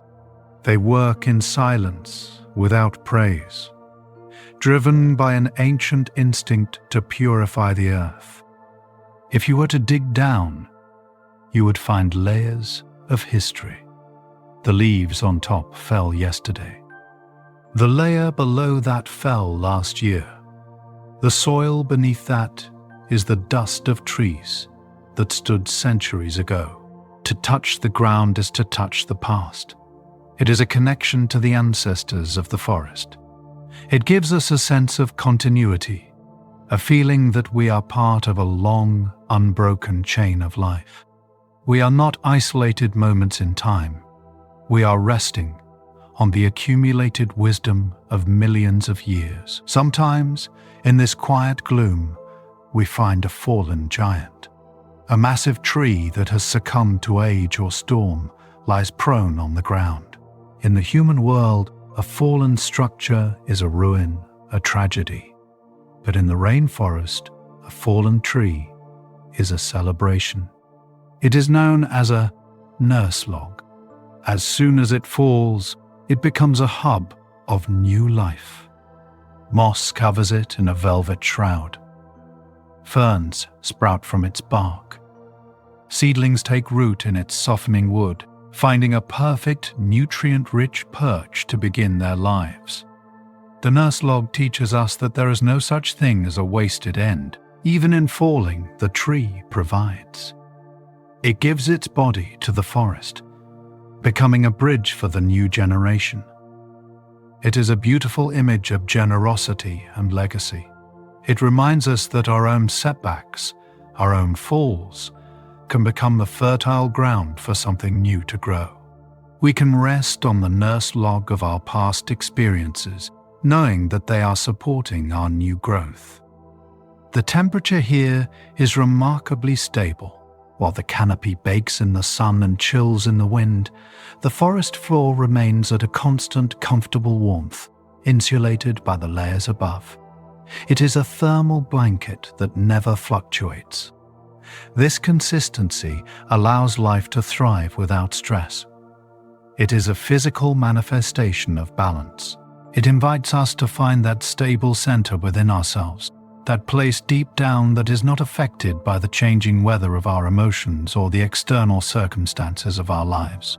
As we lie here in spirit, surrounded by the scent of earth and the soft decay of leaves, gravity pulls us down, but the earth rises up to meet us. It is a perfect embrace. We are grounded. We are heavy. We are home. The soil whispers to us, but it is okay to be still. It is okay to stop moving. It is okay to just be matter, resting on matter, breathing the same air as the ancient roots. We feel the vibrations of the earth, the slow, rhythmic pulse of the planet. It is slower than our heartbeat, slower than our breath. It is the geological pulse, the hum of the tectonic plates, the deep slumber of the stones. By tuning into this frequency, our own vibrations slow down. We sync with the soil. We become heavy like stones, quiet like roots, patient like seeds. This is the wisdom of the soil, that everything returns, that everything is held, and that in the dark, damp quiet, life is always preparing to begin again. But for now, there is no need to begin. There is only the resting.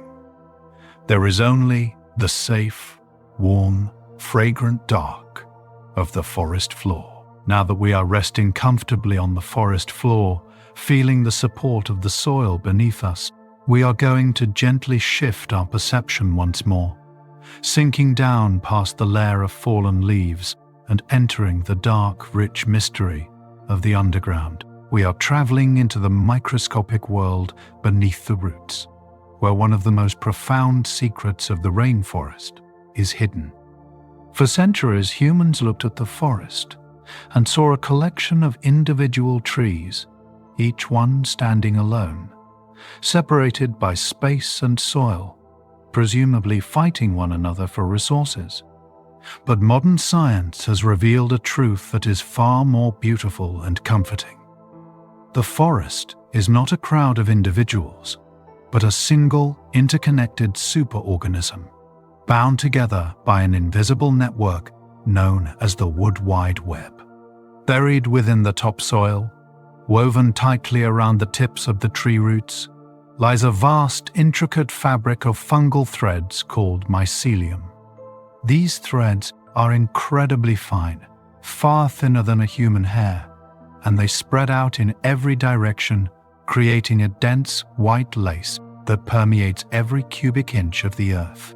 They are the neurons of the forest, the physical pathways of connection that link a tree to its neighbor, and then to the neighbor beyond that, until the entire rainforest is physically wired together. This relationship is called mycorrhiza, a word that literally means fungus root.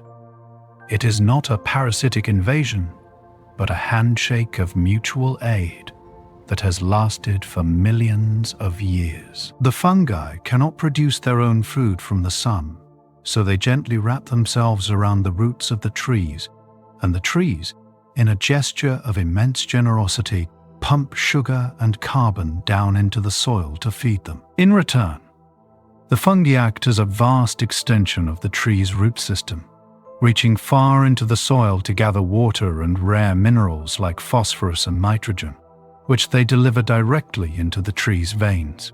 It is a perfect circle of giving and receiving, a silent trade agreement based on the survival of both. But the magic does not stop at simple trading. The mycelium acts as a communication network, a biological internet that allows trees to talk to one another. Through these fungal pipelines, trees can send chemical signals to their neighbors. If a tree on one side of the forest is attacked by beetles, it can send a warning signal through the web to the trees downwind. Upon receiving this message, the neighboring trees begin to produce defensive chemicals to make their leaves taste bitter, preparing themselves before the danger even arrives. It is a community looking out for one another, a silent neighborhood watch that operates in the dark, ensuring that the warning of one becomes the safety of all. This discovery shatters the myth of the lonely individual. In the rainforest, no tree stands alone. Even the solitary giant we visited earlier, rising high above the canopy, is connected by its roots to the smallest sapling in the shadow. They are holding hands underground. This image offers a deep, emotional comfort to us as we drift towards sleep. It reminds us that isolation is often an illusion. Just because we cannot see the connections on the surface does not mean they are not there. We are supported by invisible threads, by networks of care and history that bind us to the world and to each other. We can rest in the knowledge that we are part of a system that is wired for connection, not separation. One of the most touching roles in this network is that of the mother tree. These are the oldest, largest, and most connected trees in the forest. They act as the hubs of the network, with roots that spread wider and deeper than any others. Science has shown that these mother trees use the fungal web to nurture their offspring. They can distinguish their own seedlings from other plants, and they will actively pump extra sugar and nutrients through the network to feed them. Since the young saplings in the deep shade cannot photosynthesize enough to survive on their own, the mother tree acts as a lifeline, breastfeeding her young with liquid carbon through the soil until they are tall enough to reach the light. This unseen nurturing is a testament to the power of legacy and care. The old support the young. The strong support the weak. It is a system built on equity, where resources are redistributed from those who have abundance to those who are in need. It suggests a world where competition is balanced by cooperation, where the success of the forest depends on the survival of the collective. We can imagine ourselves as those saplings, small and safe in the shade, being fed and protected by the ancient wisdom of the universe, receiving nourishment from sources we cannot see, but can always feel. Sometimes, the network even connects trees of completely different species. A birch tree might send nutrients to a fir tree during the summer when the fir is shaded, and the fir might return the favor in the winter when the birch has lost its leaves. It is a seasonal exchange of friendship, a recognition that diversity is a strength. They do not hoard their resources. They keep the energy moving, knowing that a healthy neighbor creates a healthy forest. This fluidity of sharing teaches us to loosen our grip on what we have, to trust in the flow of giving, knowing that the tide will eventually return to us. Visually, if we could see this network, it would look like a glowing silver galaxy buried in the earth. Billions of miles of threads, pulsing with the slow traffic of life. It is a brain beneath our feet, processing information, making decisions, and maintaining the balance of the ecosystem. It is intelligent, ancient, and incredibly resilient. You can cut a tree down, but the network remains, waiting to heal the wound, waiting to guide the next generation into place. This underground web also stores immense amounts of carbon, locking it away in the soil. It is the lungs of the earth working in reverse, holding onto the heavy elements so the air above remains light and breathable. It is a service performed in the dark, a silent contribution to the health of the planet. It reminds us of the value of the work we do that goes unseen. Just because something is hidden does not mean it is not vital. The quietest parts of us, the parts that work in the background, are often the ones holding everything together. As we drift through this conceptual landscape, we can feel a sense of belonging. We are not separate from this web. The atoms in our bodies are the same atoms that cycle through the trees and the fungi. We are part of the same great exhaling and inhaling. We can visualize our own roots extending down from our bodies, passing through the floor, through the foundations of the building, and tapping into the earth. We can imagine our roots finding the mycelial network, plugging into the ancient circuit of the forest. Feel the pulse of that connection. It is a slow, steady thrum, a vibration of pure life. It says, "You are here. You are held. You are one of us." It dissolves the boundary between the self and the world. In this state of connection, the ego dissolves. The need to defend oneself fades away because there is no other to defend against. There is only the web. There is only the flow. The mycelium also teaches us about resilience. It is soft, thread-like, and seemingly fragile, yet it can break through rock. It creates soil by slowly digesting the stones. It is the patience of water and the persistence of life. It shows us that softness can overcome hardness, that the gentle approach can transform the most rigid obstacles over time. We do not need to be hard to be strong. We can be like the mycelium, flexible, pervasive, and quietly determined. In the deep silence of the soil, there is no noise, only signals. The communication is chemical, elemental, and pure. It is a language of needs and gifts. "I need water," whispers the sapling. "Here is water," answers the fungi. "I have extra sugar," whispers the mother tree. "I will carry it," answers the web. It is a dialogue of perfect responsiveness. It invites us to listen to our own bodies with the same attentiveness, to hear the quiet signals of our own needs and to respond to them with kindness. We can rest here, cradled in the mesh of the wood wide web. We are wrapped in a blanket of connections, swaddled in the care of the forest. The loneliness of the day melts away. The burden of being an individual, of having to figure it all out on our own, is lifted. We realize that we are surrounded by invisible helpers, by forces that are constantly working to sustain life. We are floating in a sea of support. The web is also a place of memory. It holds the chemical blueprint of the forest's history. It remembers where the water was during the last drought. It remembers where the best nutrients are hidden. By tapping into this web, the young trees inherit the wisdom of their ancestors without ever having lived it. It is a library of survival, accessible to all who are plugged in. We too can access this deep memory. We can trust that we have inherited the resilience of all those who came before us. The wisdom is in our bones, just as it is in the roots. As we prepare to leave this underground realm, we take with us the feeling of the web. We feel the silver threads woven through our spirit, connecting us to the trees, the soil, and the sky. We feel the comfort of the mother tree watching over us.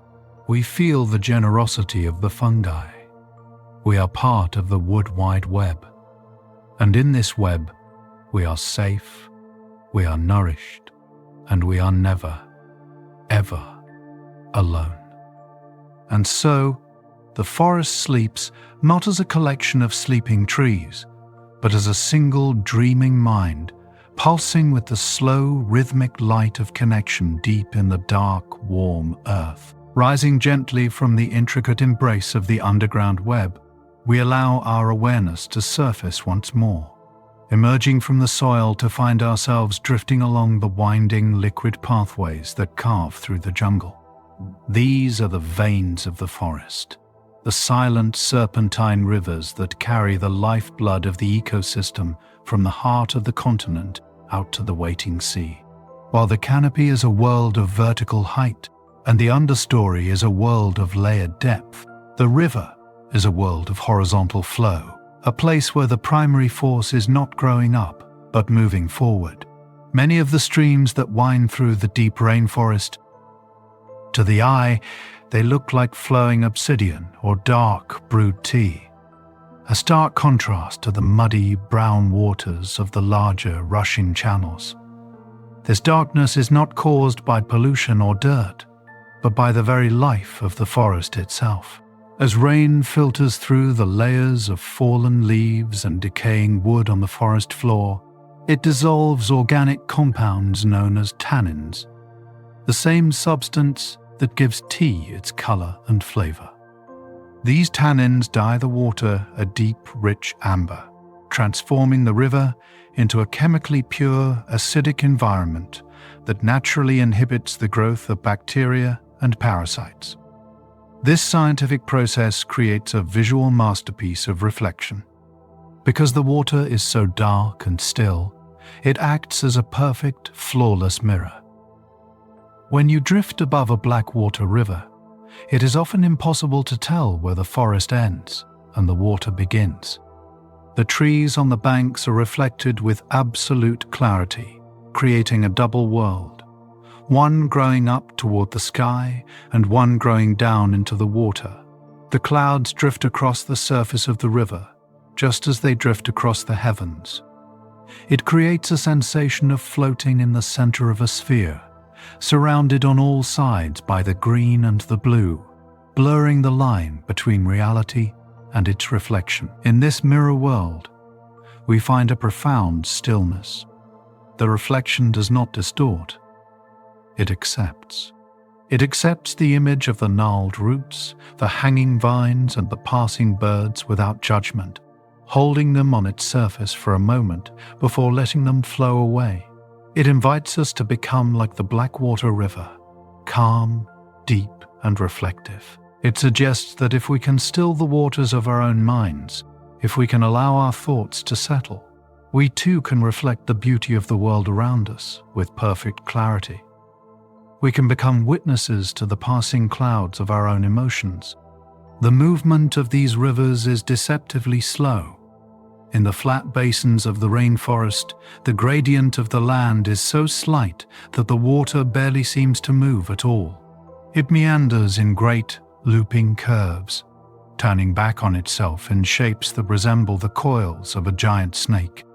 Geologists call this meandering, a process where the water naturally seeks the path of least resistance, eroding the banks on the outer curves and depositing soft sand on the inner curves. Over centuries, these loops can become so extreme that they cut themselves off, leaving behind crescent-shaped oxbow lakes, isolated pockets of water that become quiet sanctuaries for water lilies and sleeping caimans.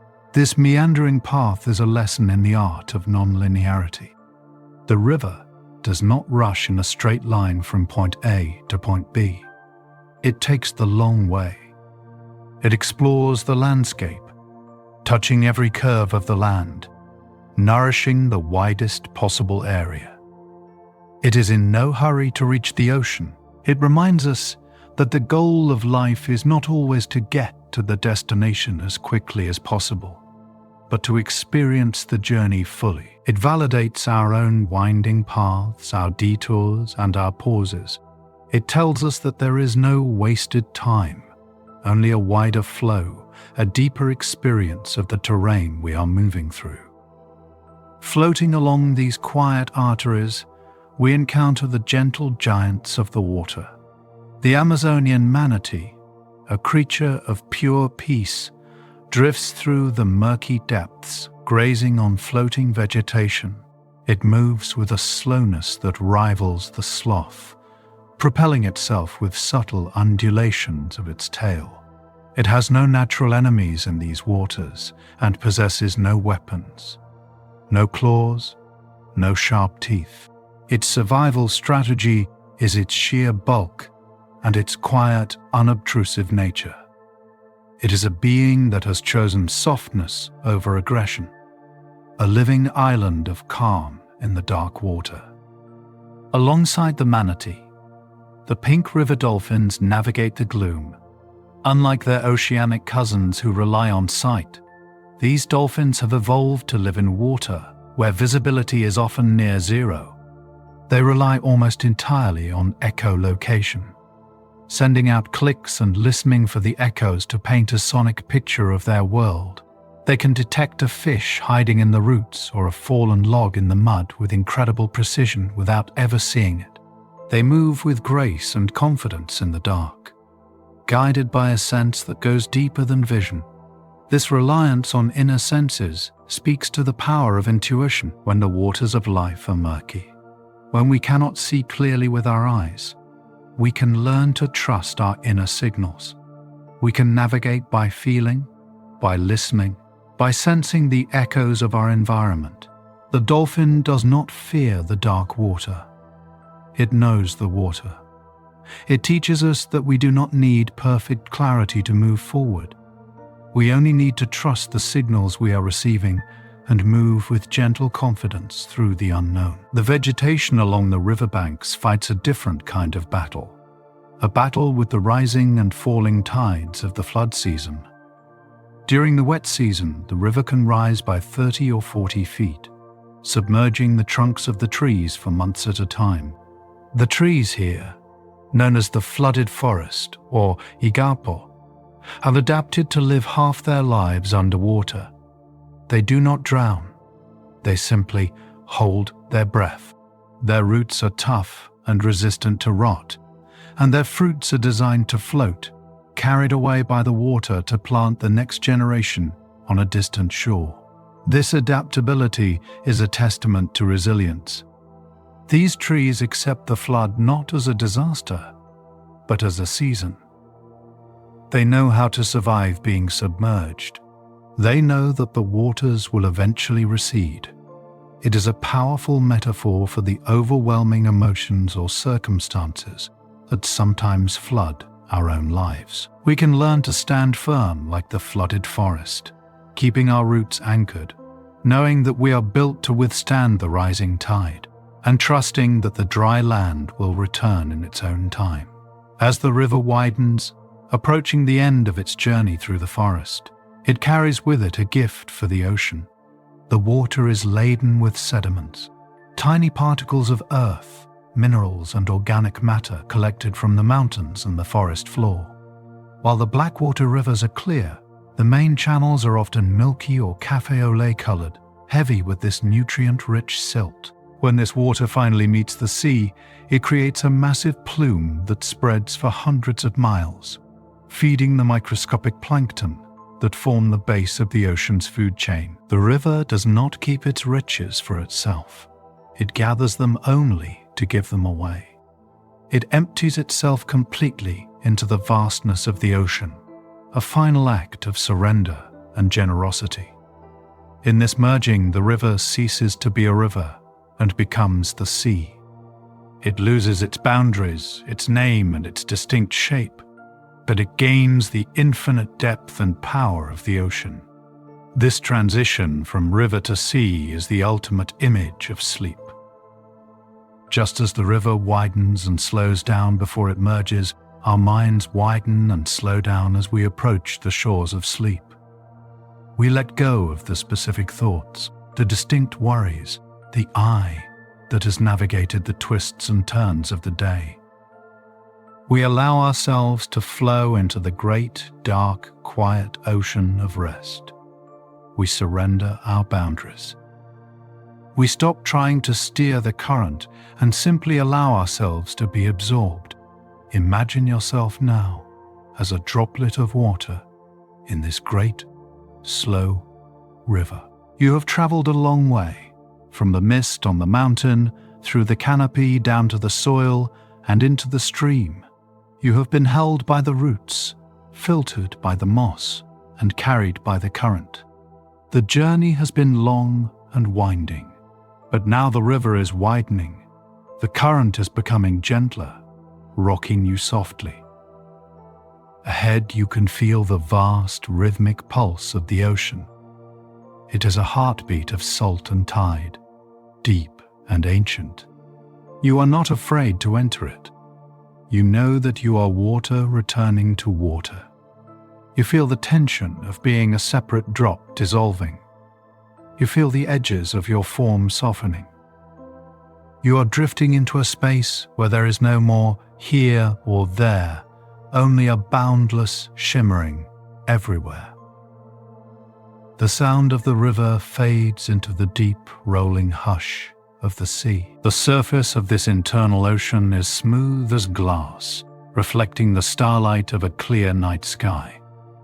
There are no storms here, only the gentle swell of breathing. In and out, rising and falling. You are held in the suspension of the salt water, buoyant and weightless. The gravity that pulled you down the mountain now supports you, lifting you up. You are free to float. You are free to dissolve. And so, the veins of the forest have done their work. They have carried life, they have nourished the land, and they have returned the water to its source. The cycle is complete. The flow has found its rest.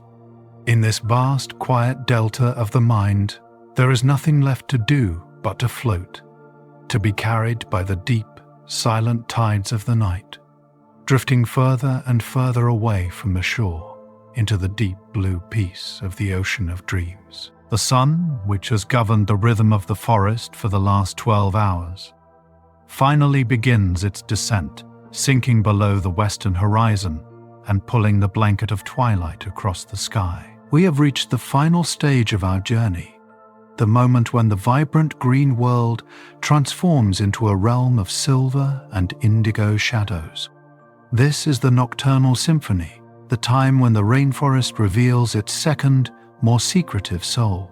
Contrary to the way we often think of night as a time of shutting down, in the rainforest, the sunset is not an ending but a changing of the guard, a gentle shift in the energy from the visual to the auditory, from the seen to the unseen.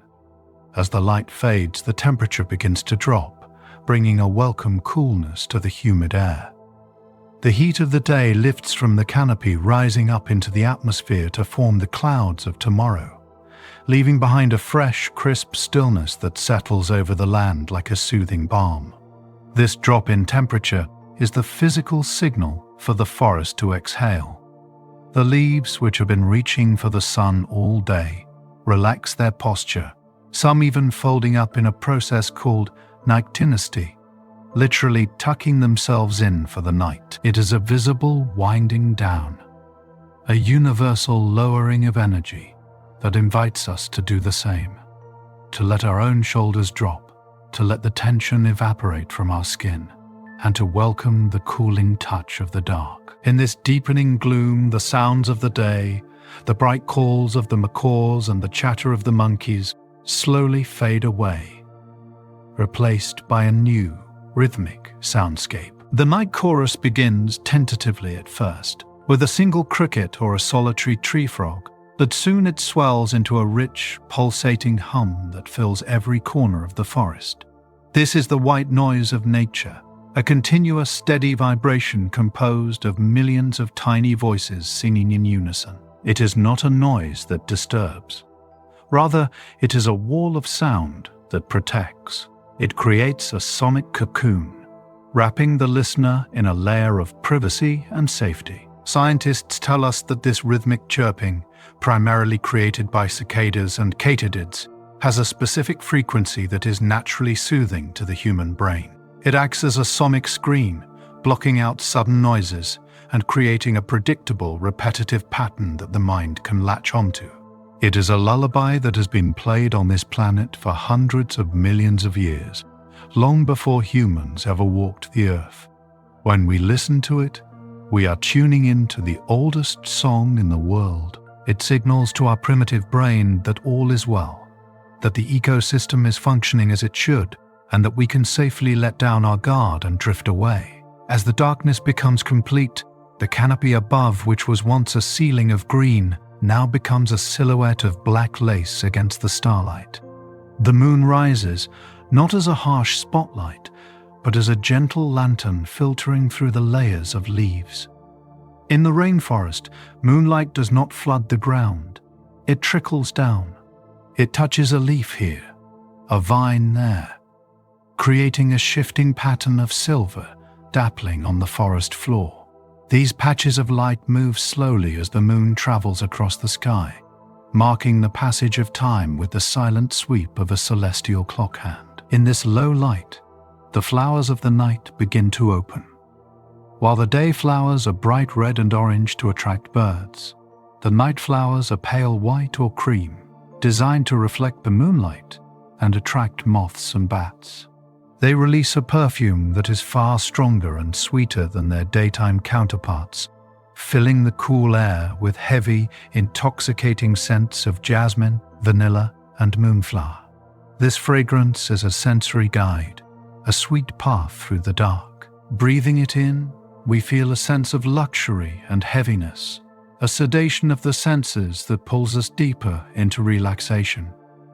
It reminds us that beauty does not disappear in the dark. It simply changes its form, moving silently through this fragrant dark of the nocturnal guardians of the forest. The jaguar, the apex of the jungle, moves with velvet paws that make no sound on the leaf litter. It is not a creature of aggression in this moment, but a presence of absolute confidence and grace. It navigates the dark without fear, its large eyes reflecting the faint light like polished mirrors. The owl sits high on a branch, its head turning with mechanical precision, watching the world with a calm, detached wisdom. These creatures are the masters of the night, and their presence adds a layer of depth to the silence. They teach us that the dark is not empty. It is inhabited by power and peace. We can borrow their confidence, feeling safe in the knowledge that we too can be at home in the dark, that we can navigate the unknown with instinct and grace. On the forest floor, a different kind of light begins to emerge. In the damp leaf litter, certain species of fungi begin to glow with a soft, green, ghostly light. This phenomenon, known as bioluminescence, creates a starry night right on the ground. These foxfire fungi emit a chemical cold light, marking the path for tiny insects. It is a magical sight, a reminder that even in the deepest shadows, life creates its own light. It suggests that we do not always need an external sun to see. We have an inner light, a bioluminescence of the spirit that glows brightest when the world around us is dark. We can rest in that inner glow, trusting it to guide us through the night. The water in the streams, now black as ink, reflects the cosmos perfectly. The fireflies begin their dance over the water, blinking in a slow, hypnotic rhythm that mimics the stars above. They drift like wandering sparks, tracing lazy loops in the air. Watching a firefly in your mind's eye is a form of meditation. You follow the light, then it disappears into the dark, then it reappears a few feet away. It requires a soft focus, a letting go of the need to track everything perfectly. It is a visual game of hide and seek that tires the eyes in the most pleasant way, making the eyelids heavy and ready to close. The air is now saturated with moisture, creating a heavy, comforting blanket that presses gently against the skin. This pressure is grounding. It feels as if the forest is holding you, tucking you in. The boundaries between the self and the surroundings blur. You are no longer a visitor in the forest. You are part of the forest. Your breathing syncs with the slow respiration of the trees. Your heartbeat syncs with the rhythm of the crickets. You are safe. You are hidden. You are at peace. There is a profound sense of deep time in the rainforest night. The frantic pace of the survival of the fittest is suspended. The night is a truce. The animals hide, the plants rest, and the earth turns.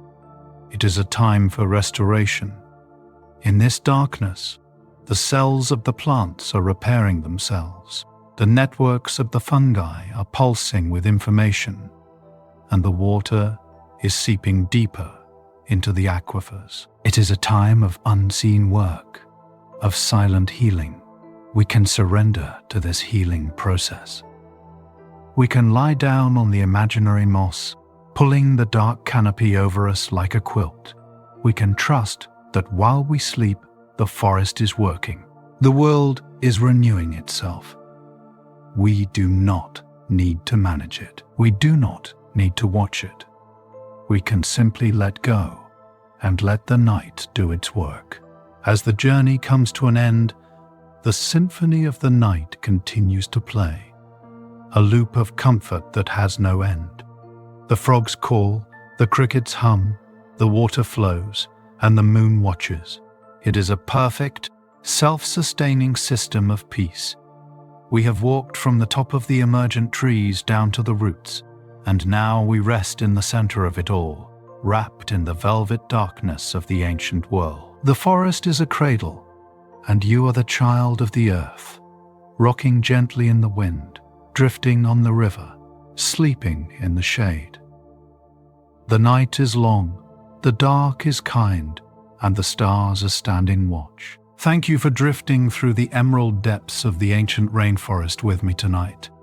Together, we have traveled far from the noise of the waking world, stepping into a sanctuary that knows only the rhythm of growth and the wisdom of patience.